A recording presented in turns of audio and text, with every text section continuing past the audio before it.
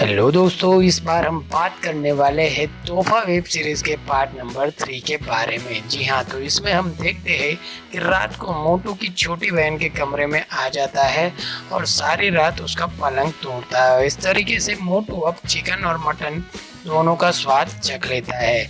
और इधर हम देखते हैं कि किरणों के अंदर भी ठग करने की चूल बची हुई है। जी हाँ, वो अपने टांगों की मालिश करने के लिए उसको बोलता है। उसके बाद रेनुमा अपने पास तेल लेकर आती है और उसके टांगों की मालिश करने लगती है। और ये ठरकी बुड्ढा भी उसको पटाने की कोशिश करता है और उसको कहता है कि तुम्हारे हाथों में तो जादू है और तुमने मेरी टांगों का सारा दर्द दूर कर दिया। और वो सामने बोलती है कि थैंक यू बाबूजी, मिस्त्री को तुमने मेरी बाइक जो रिपेयर कराने के लिए दी थी वो वापस आ गई है और उसको लेके अब मैं यहाँ से निकल रहा हूँ।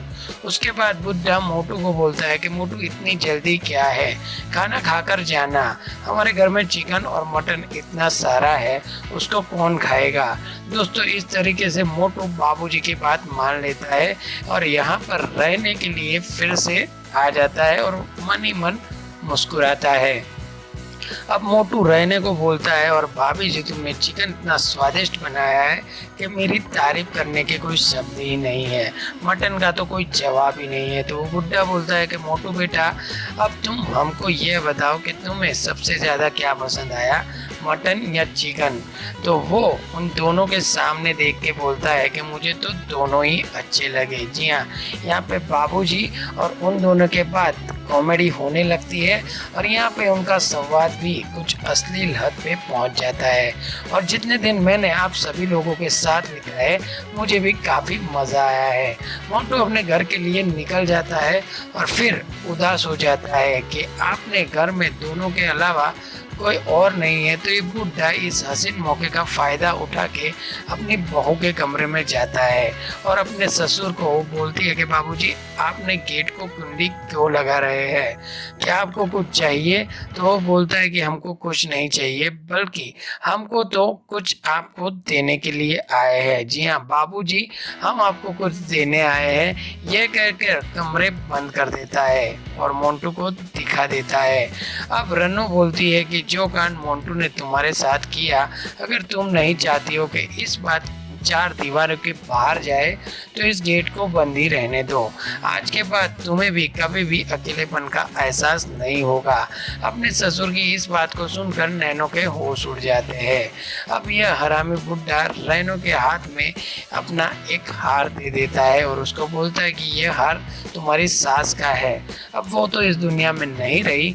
अगर तुम चाहती हो कि इसी तरह के प्यार के तोहफे तुम्हें मिलते रहे तो तुम्हें भी मुझे खुश करना पड़ेगा। ये हार को देखते ही और अपने ससुर की भूख को देखते ही उसको मालूम पड़ जाता है कि उनके दिलों में दिमाग में क्या चल रहा है। जी हाँ, यहाँ पर आपको 10 से 15 मिनट का इन दोनों का लंबे वाला कार्यक्रम देखने को मिल जाएगा। यहाँ पे आपको उन दोनों के बीच में हो रही हरकतों का एक अच्छा सा सीन्स देखने को मिल जाएगा। मोंटू घर पर आता है तो मोंटू की माँ मोंटू से बोलती है कि आजकल तो बाहर कुछ ज़्यादा ही तू घूमने लगा है। तो वो उसको बोलती है कि तुझे जल्दी से शादी कर लेनी चाहिए, शादी के बाद तेरा अपने आप ही घर पे आने का मन हो जाएगा और तू घर पे टिकेगा।